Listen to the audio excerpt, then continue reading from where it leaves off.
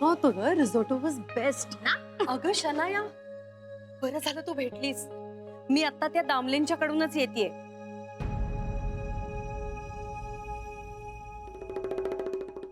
अगं हिच्या समोर बोलूच शकते तू, काय टेन्शन नाही. माझी खूप चांगली फ्रेंड आहे, ईशा नाव आहे हिचं. हे पण यांना लागलंय काय?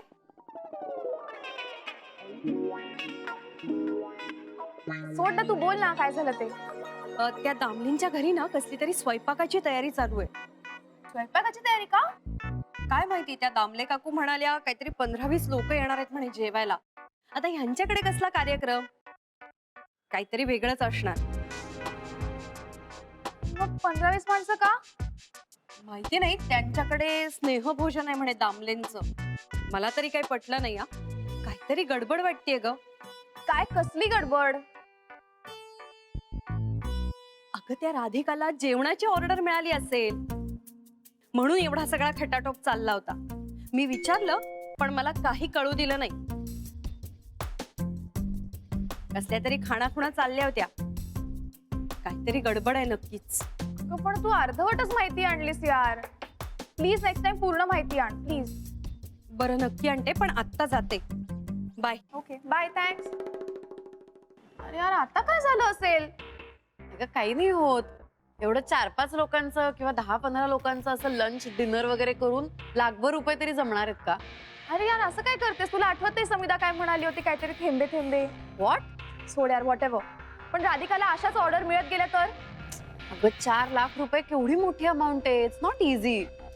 नाही यार, तरी पण मी समिधाला विचारतेच एकदा. ओके.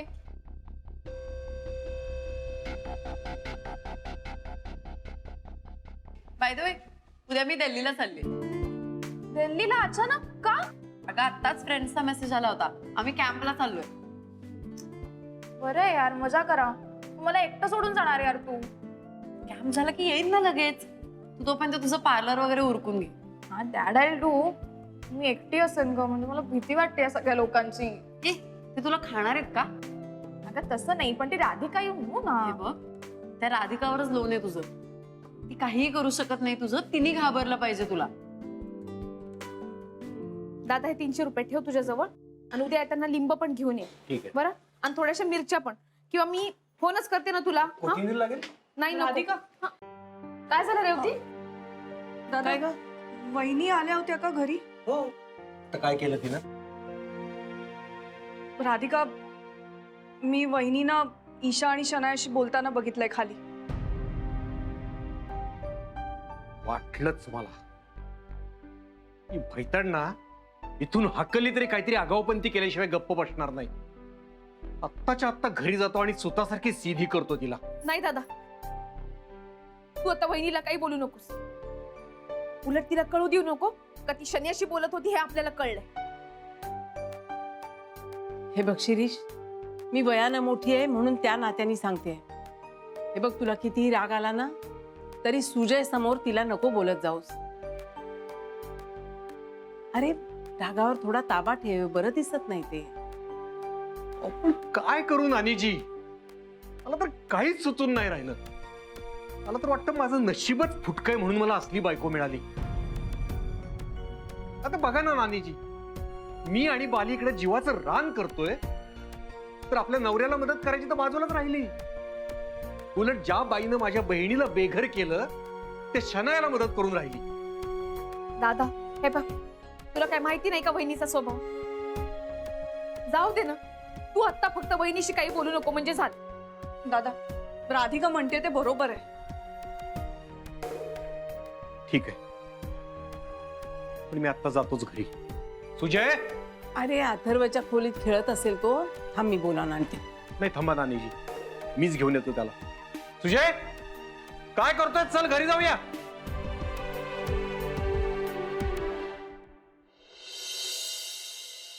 I'm so full. ईशाचं ऐकायला नको होतं. डिझर्ट उगाच जास्त झाला मला. पाणी पाहिजे. मला नाही उठायचंय. शी, भक्ती होती तेव्हा भक्ती देत होती यार. गॅरी असतं त्यांनी दिलं असतं. गॅरीला सांगते एक 24 आवर्स सर्व्हंटच अपॉइंट करून दे मला. टेन्शनच नाही काय. सर्वनसे याद आया, राधिकाची वहिनी भेटली होती. समिता.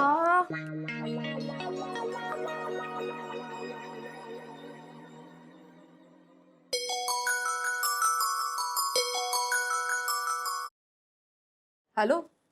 हाय सॅम. हा शनाया बोल. ऐक ना, मला आता राधिकाची वहिनी भेटली होती. ती मला काहीतरी सांगत होती की राधिकाला कसली तरी ऑर्डर मिळाली. काय ऑर्डर आहे? हो का?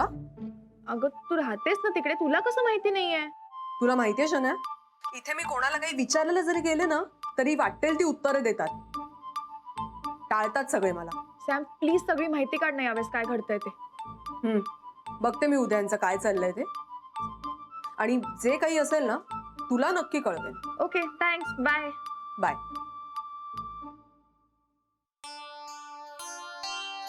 राधिका तुला काय वाटलं मी काय एकटी आहे? माझे जासूस सगळीकडे आहेत. हे दिल्लीला गेले. एरवी खोटं बोलून नेहमी त्या शन्याला भेटायला जायचे,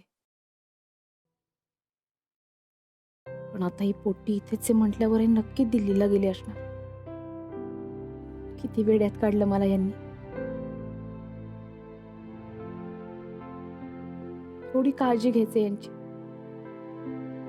ते कुठे जाणार आहेत म्हटल्यानंतर त्यांची बॅग भरून द्यायची, त्यांना डब्बा द्यायचा, काय हवं नको पाहायचं. पावसाळ्यात रेनकोट, थंडीत स्वेटर. स्वेटर आता तर थंडीचे दिवस ना, तिथे दिल्लीला मला खूप थंडी राहते. यांनी स्वेटर घेतला असेल की नाही, काय करू? फोन गिन करून विचारू का यांना? करतेच फोन. नाही नको, नाही करतेच. नुसतं यांचा आवाज ऐकला ना तरी बरं वाटेल.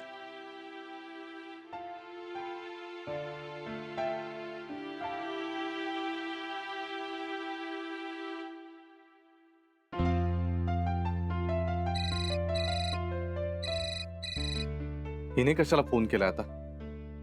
अथर्व बरा असेल ना? काय करू? हॅलो, तुम्ही दिल्लीला गेलेत का? हो, हे विचारायला फोन केलायस का तू? तुमचा आवाज का कापून राहिला? थंडी आहे का तिथे खूप? स्वेटर नेला नाही का? मला जरा काळजी वाटून राहिली. म्हटलं तब्येत कशी आहे, काय करून राहिलात विचारा. त्याची काळजी तुला नकोय. कोट घातलाय मी. त्यांना काय होतं? स्वेटरची उभे का त्याला? मला वाटलंच होतं. त्या शन्याने नीट बॅग भरलेली नसणार, स्वेटर दिला नसणार तुम्हाला, आणि तुम्ही पण विसरले असणार. ए, फुकटची सिंपती दाखवायची गरज नाहीये.